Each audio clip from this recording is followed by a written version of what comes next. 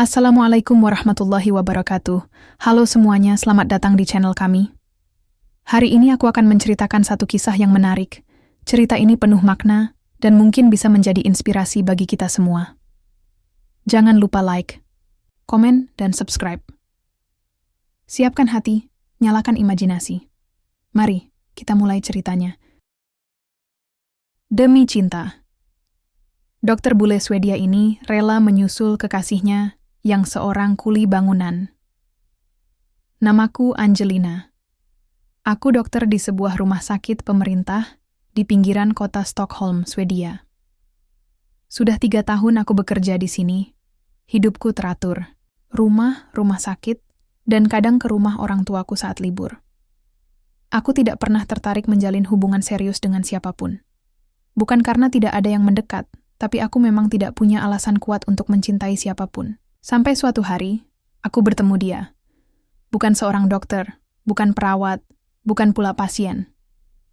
Tapi seorang pria yang bekerja sebagai kuli bangunan di proyek perluasan rumah sakit, tempatku bekerja. Namanya Rifki, asalnya dari Indonesia. Postur tubuhnya tidak tinggi, kulitnya sawo matang, dan setiap hari dia mengenakan pakaian kerja yang sama. Celana lusuh dan kaos yang kadang penuh debu. Tapi yang membuatku memperhatikan dia adalah satu hal kecil yang konsisten. Setiap pagi, saat aku berjalan, melewati lorong belakang rumah sakit menuju ruang operasi, dia akan menghentikan kegiatannya sebentar dan menyapa. "Good morning, Dr. Angelina," katanya sambil tersenyum, dengan logat yang terdengar lucu. Aku hanya membalas dengan anggukan kecil di awal.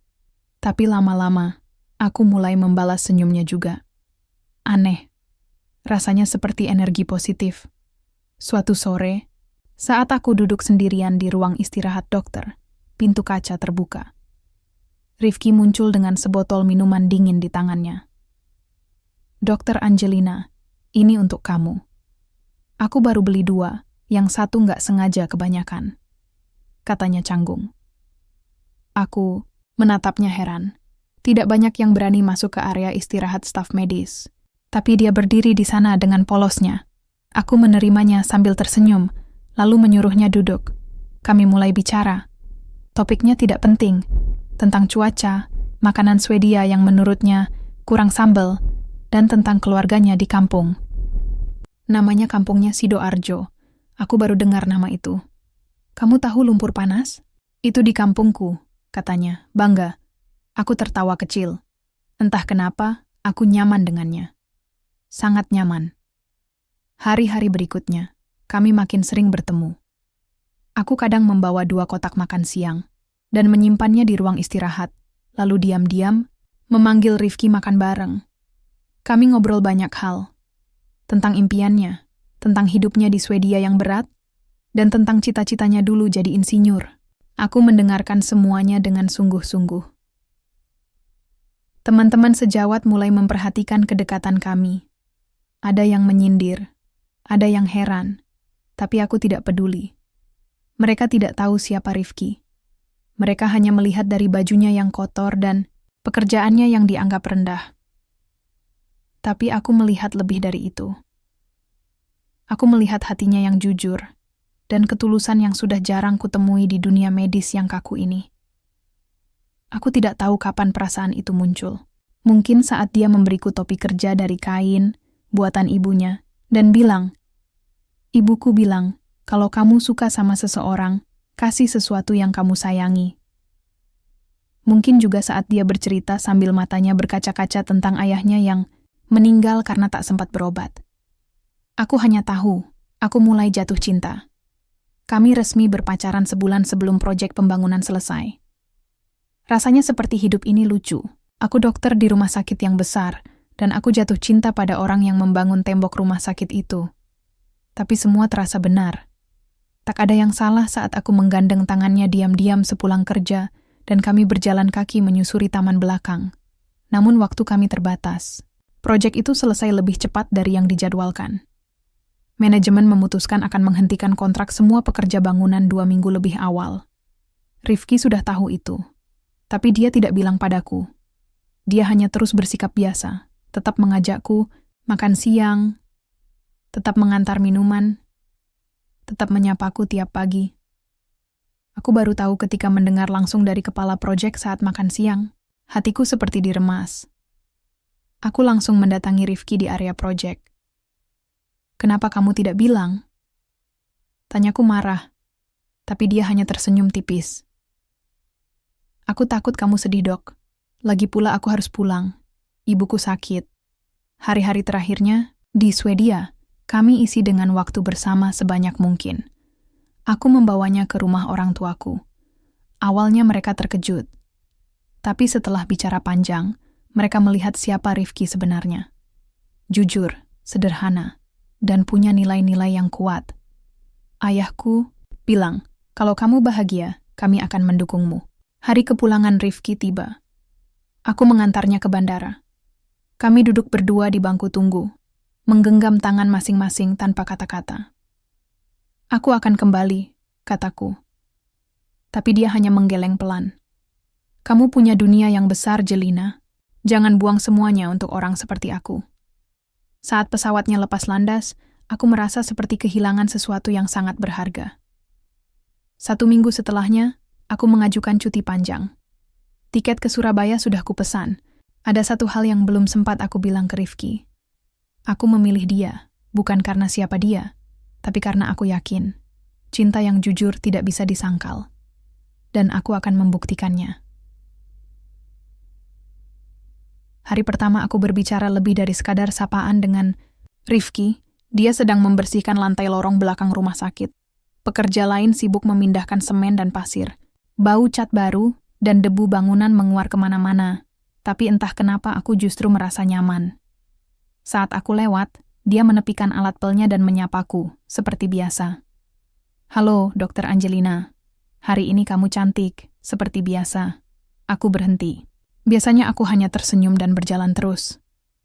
Tapi kali ini, aku membalas, "Terima kasih. Kamu juga. Sepertinya semangat kerja terus." Dia tertawa kecil.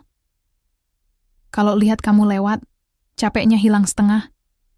Aku tidak tahu apakah itu gombal, khas pekerja bangunan, atau memang jujur dari hati. Tapi caranya bicara membuatku tidak risih. Malah lucu. Percakapan itu cuma sebentar, tapi sejak hari itu, aku jadi menunggu-nunggu momen ketika dia akan menyapa lagi. Besoknya, aku sengaja berjalan lebih pelan di lorong itu. Dia melihatku dan mengangkat tangan. Kali ini dia bertanya, "Kamu suka makanan pedas nggak?" Aku mengangguk. Tapi tidak terlalu. "Kenapa?" Dia langsung berdiri. "Tunggu sebentar." Lalu dia lari ke pojok ruangan tempat kotak makannya disimpan. Dari dalamnya, dia mengeluarkan sekotak kecil sambal buatan sendiri. "Coba ini. Ini sambal buatan teman kosku dari Indonesia. Kalau kamu suka, besok aku bawain lagi." Aku tertawa dan menerimanya.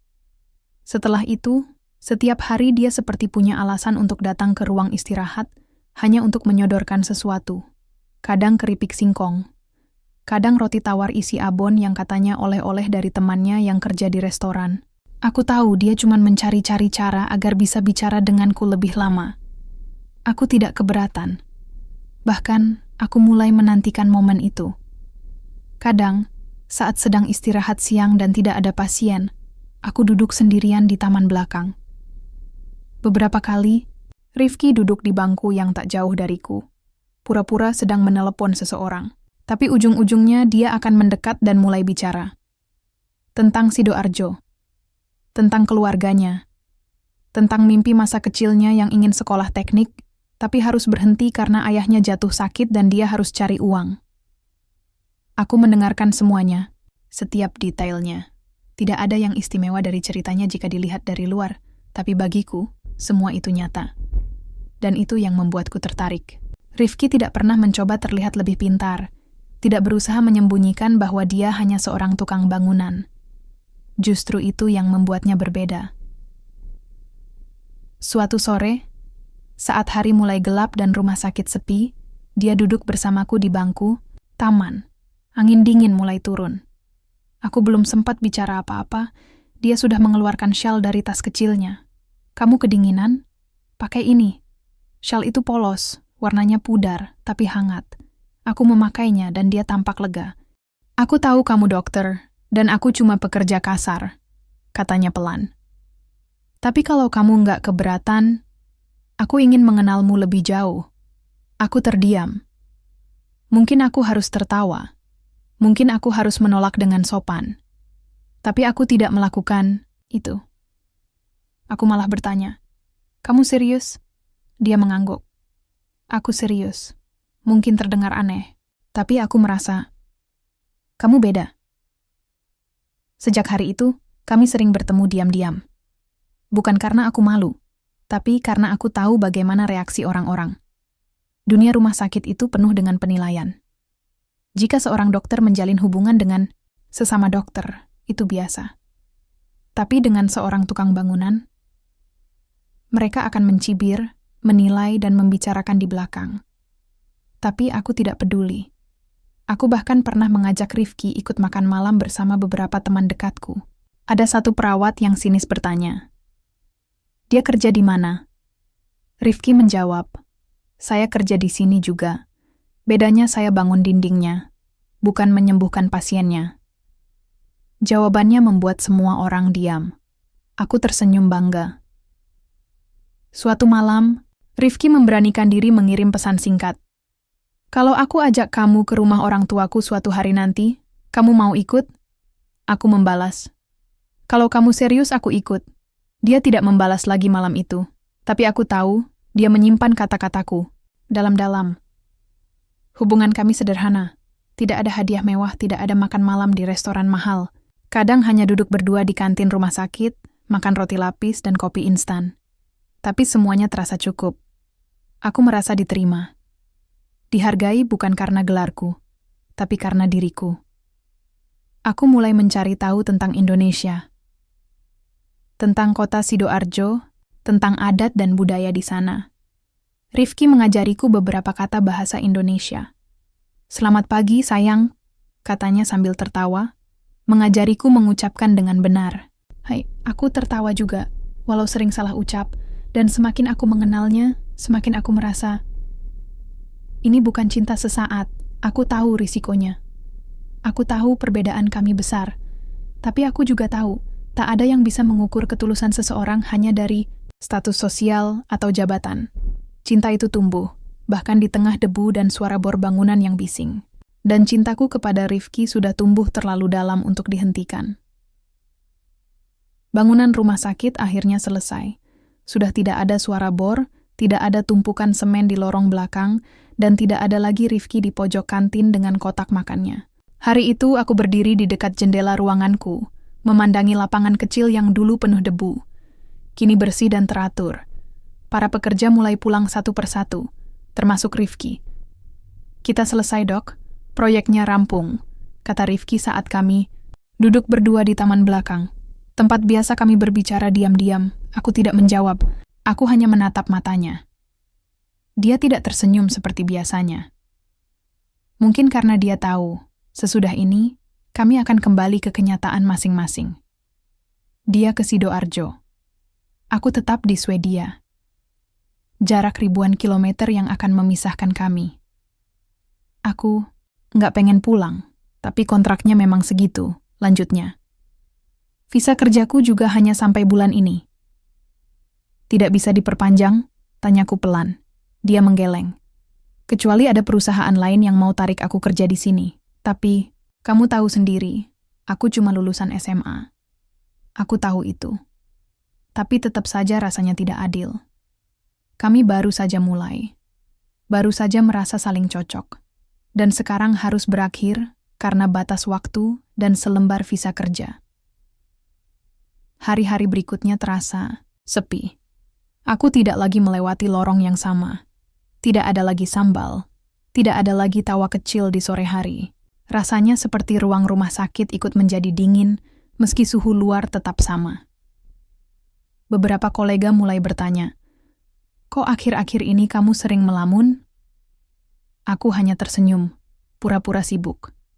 Satu hari sebelum keberangkatannya, Rifki menemuiku. Kali ini di luar rumah sakit, di halte kecil dekat stasiun. Aku pengen pamit baik-baik, katanya sambil menyerahkan sebuah amplop kecil. Aku tahu kamu bukan orang yang suka hadiah, jadi aku cuma tulis surat. Jangan dibaca sekarang. Aku menggenggam amplop itu. Tanganku gemetar. Kamu yakin gak bisa tinggal lebih lama? Tanyaku, untuk terakhir kali. Aku harus pulang. Ibuku nunggu di rumah. Aku janji bakal kirim uang untuk bantu adik sekolah. Aku menunduk. Di saat orang lain mengejar mimpi, Rifki malah kembali ke asalnya demi keluarganya. Ada rasa kagum sekaligus, sedih yang bercampur.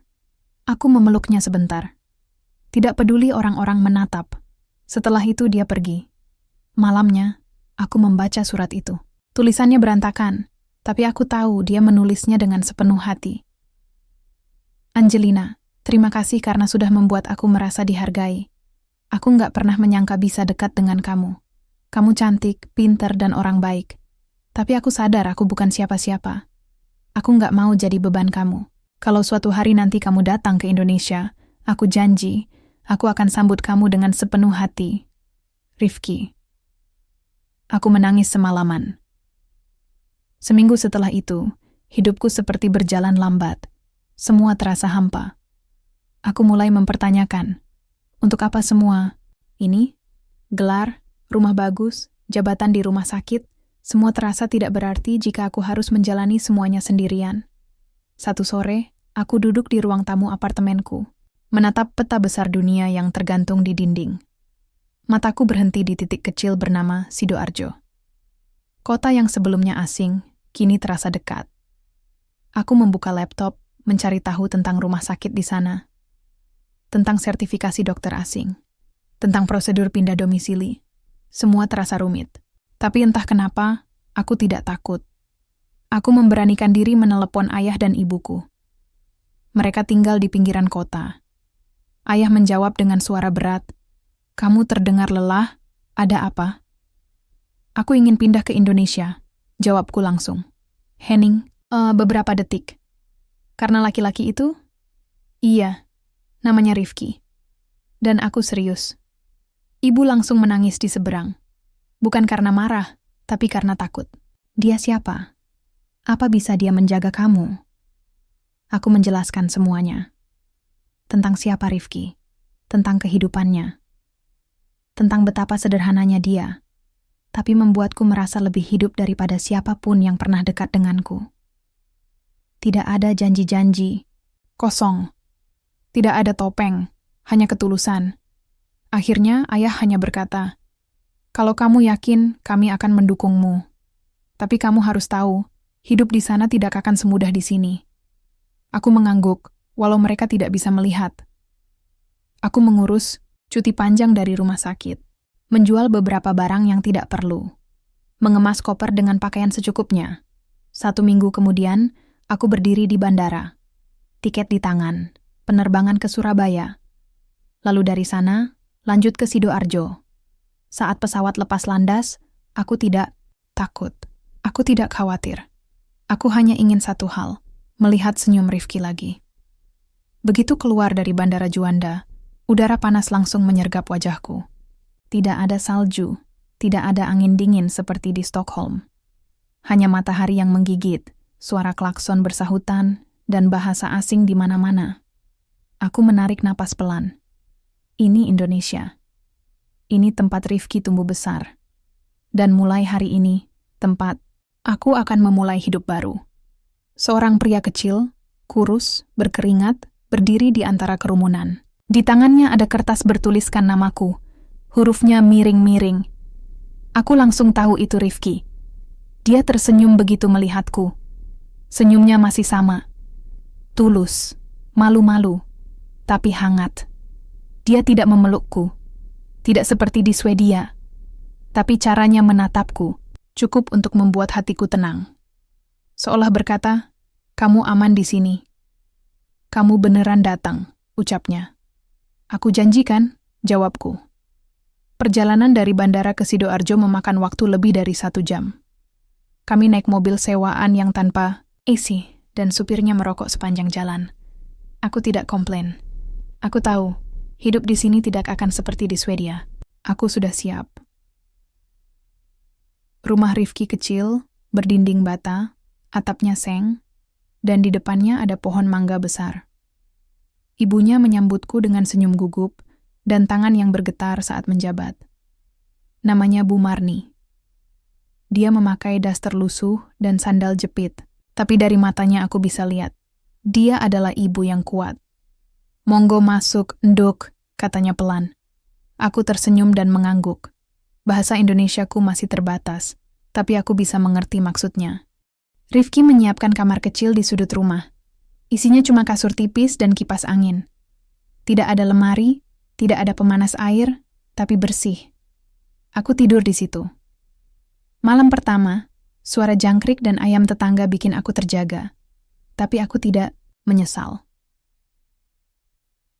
Keesokan harinya, aku ikut Rifki ke tempat dia bekerja. Sebuah proyek pembangunan rumah sederhana, bukan rumah sakit seperti dulu. Dia mencangkul tanah, memikul semen, dan tertawa bersama tukang lain yang tidak tahu siapa aku sebenarnya. Mereka pikir aku turis atau guru bahasa Inggris. Tidak ada yang mengira aku dokter dari Eropa. Aku mulai mencari info tentang bagaimana menjadi dokter di sini. Ternyata tidak mudah. Ijazahku harus disetarakan. Aku harus ikut ujian, lalu harus magang lagi. Semuanya butuh waktu, biaya, dan kesabaran. "Aku bisa bantu cari kerja sementara," kata Rifki satu malam saat kami duduk di depan rumah. "Seperti apa? Ngajar les mungkin, atau bantu-bantu klinik kecil. Tapi pelan-pelan aja dulu. Yang penting kamu betah di sini." Aku mengangguk. Bukan karena setuju, tapi karena terharu. Dia tidak pernah menuntut. Dia hanya ingin aku tetap di sini. Itu saja sudah cukup. Hari-hari berlalu. Aku mulai terbiasa. Aku belajar masak nasi di atas kompor gas, belajar mandi pakai gayung, belajar belanja ke pasar pagi dan menawar cabai seperti orang lokal. Dan pelan-pelan, aku juga belajar tentang Islam. Bukan karena dipaksa, tapi karena aku penasaran. Rifki tidak pernah menyuruhku. Tapi dia juga tidak pernah malu menunjukkan ibadahnya. Salatnya tenang, doanya pendek tapi dalam. Aku melihat ketulusan di situ. Suatu sore, aku mendatangi musala kecil di dekat rumah. Duduk di luar, mengamati anak-anak belajar mengaji. Seorang ibu mendekat, menyapa ramah. Namanya Bu Aminah. Dia guru ngaji di situ. "Kamu mau belajar juga, Mbak?" tanyanya. Aku mengangguk. Sejak itu, aku ikut kelas dasar setiap sore, belajar pelafalan, belajar makna. Sampai suatu hari, aku duduk berdua dengan Rifki dan berkata, "Aku mau jadi Muslim." Dia terkejut. Tapi bukan karena tidak setuju. Hanya tidak menyangka. "Kamu yakin?" "Iya." Bukan karena kamu, tapi karena aku merasa tenang, dan aku ingin jadi bagian dari hidupmu sepenuhnya. Beberapa hari kemudian, kami mendatangi KUA. Aku mengucap 2 kalimat syahadat di sana. Tidak ada pesta, tidak ada yang istimewa, tapi aku merasa seperti baru dilahirkan kembali. Sejak itu hidup kami sederhana, kadang cukup, kadang pas-pasan, tapi tidak pernah kekurangan tawa. Aku belum jadi dokter di sini, tapi aku sering bantu-bantu di posyandu, menimbang bayi, kasih vitamin, atau sekadar memeriksa demam. Para ibu mulai mengenalku. Mereka menyapaku Bu Lina. Ada satu hal yang aku sadari selama tinggal di sini. Orang yang paling tulus biasanya datang dari tempat yang paling tidak terduga. Seperti Rifki. Dia tidak punya ijazah tinggi, tidak punya tabungan banyak, tapi punya hati yang penuh cinta. Aku tidak tahu apa yang akan terjadi besok. Tapi hari ini, aku tidak menyesal memilih hidup di tanah asing ini. Karena bagiku, hati yang sama lebih penting daripada rumah yang mewah. Sudah hampir 8 bulan aku tinggal di Sidoarjo. Suhu panas, debu jalanan, dan nyamuk malam hari tak lagi jadi masalah. Aku sudah terbiasa. Bahkan saat nasi kadang cuma cukup untuk sekali makan, aku tetap merasa damai. Tapi hidup, sebaik apapun kita bersikap, tetap akan menguji. Hari itu dimulai seperti biasa. Pagi-pagi aku ke posyandu. Ada balita yang demam tinggi. Ibunya menangis karena tak mampu beli obat. Aku ambil uang dari dompet, aku bantu. Tidak banyak, tapi cukup untuk paracetamol dan susu kaleng. Siangnya, Rifki pulang lebih awal. Wajahnya lesu. Biasanya dia langsung senyum saat lihat aku, tapi kali ini tidak. Kenapa? Tanyaku. Dia duduk, membuka sepatu pelan. Proyek berhenti, Lin. Bosnya kabur bawa uang. Semua tukang nggak dibayar. Aku diam. Kamu nggak apa-apa? Tanyanya lagi. Aku mengangguk, meski dalam hati ikut resah. Tabungan kami tipis. Aku belum bisa praktik sebagai dokter karena proses legalisasi ijazah masih panjang. Kami hidup dari gaji Rifki dan sedikit uang simpananku yang terus berkurang.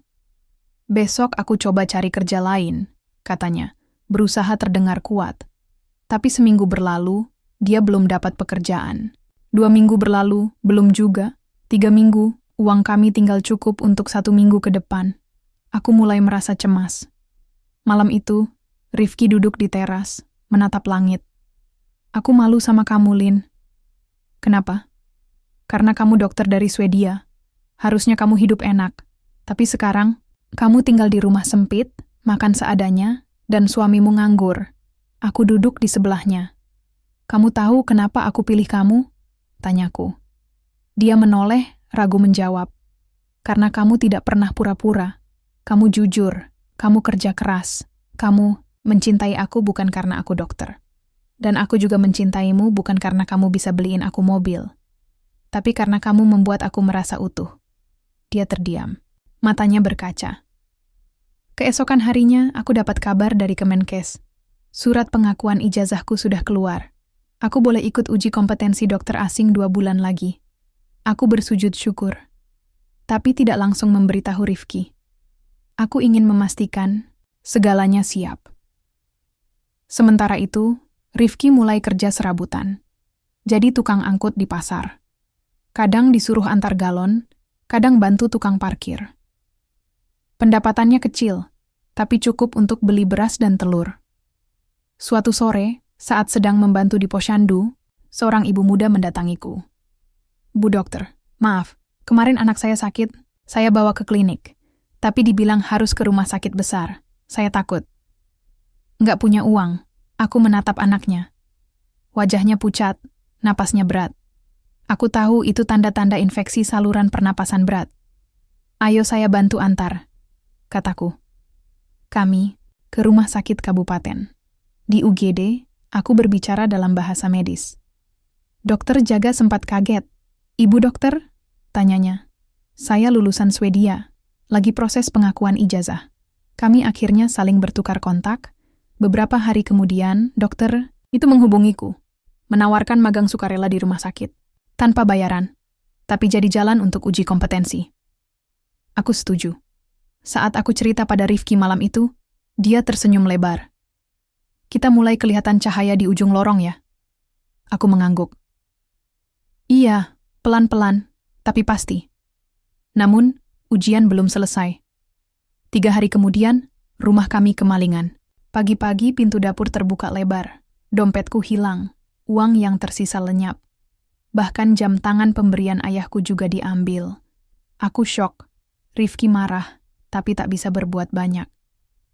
Polisi datang, tapi bilang kemungkinan kecil ketemu. Hari itu, aku duduk di pojok kamar. Diam. Rifki datang, duduk di sebelahku. Lama kami tak bicara. Lalu dia berkata, kita nggak punya uang, tapi kita masih punya satu sama lain. Dan itu lebih dari cukup. Aku menatapnya, lalu mengangguk pelan. Benar. Kami memang sedang jatuh. Tapi kami jatuh bersama. Dan itu membuat semua terasa tidak terlalu berat. Pagi itu, aku bangun lebih awal dari biasanya. Matahari belum naik sepenuhnya. Udara terasa lebih segar. Mungkin karena semalam hujan. Atau mungkin karena hari ini terasa berbeda.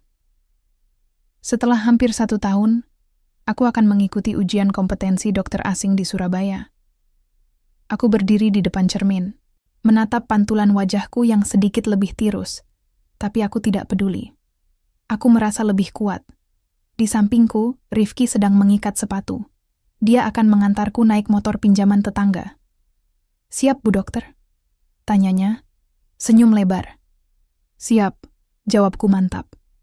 Kami melewati jalanan desa yang mulai ramai. Di kanan kiri, petani mulai turun ke sawah. Anak-anak kecil berjalan ke sekolah. Semua terasa biasa saja, tapi hatiku berdebar. Sampai di gedung tempat ujian, Rifki memegang tanganku sebentar. "Lakukan seperti kamu bantu orang-orang di posyandu, dengan hati. Sisanya, biar Allah yang atur." Aku mengangguk. Lalu masuk ke ruang ujian. 4 jam kemudian, aku keluar dengan kepala sedikit pening, tapi hati lega. Aku sudah berusaha maksimal.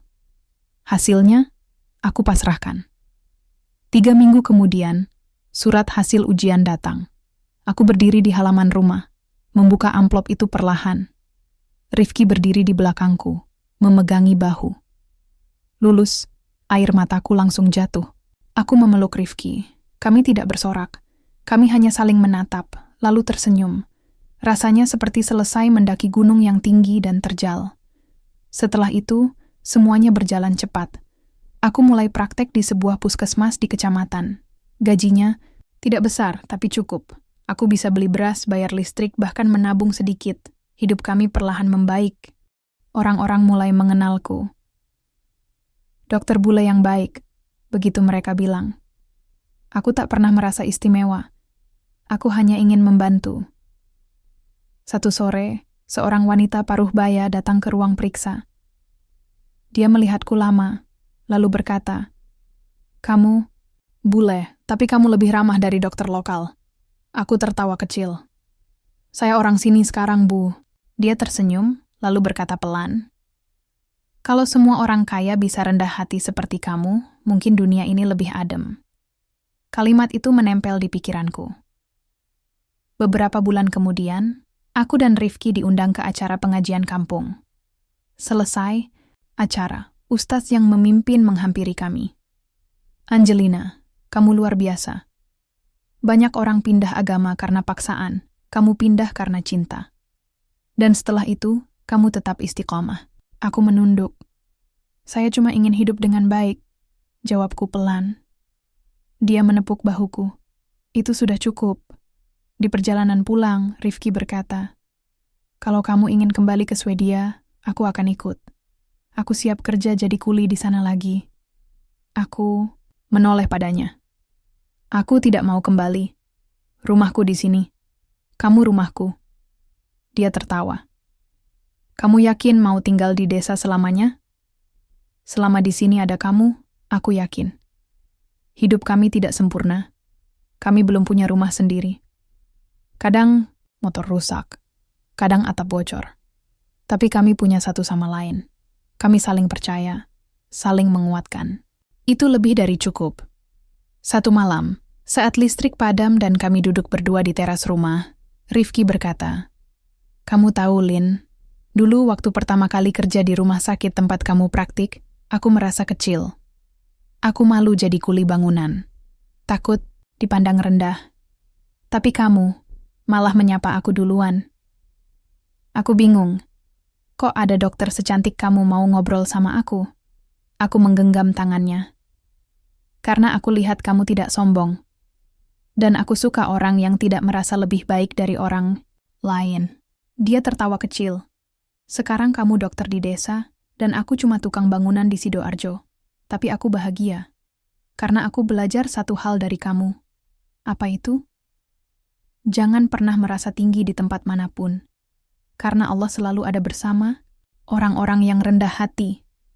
Aku menatapnya, senyum mengembang. Itu kalimat yang ingin ku ucapkan sejak dulu, tapi tak pernah keluar dengan benar. Dan malam itu, Rifki yang mengatakannya, dengan jujur, dengan tulus. Dan aku tahu, aku sudah berada di tempat yang benar. Di rumah yang sesungguhnya. Tamat.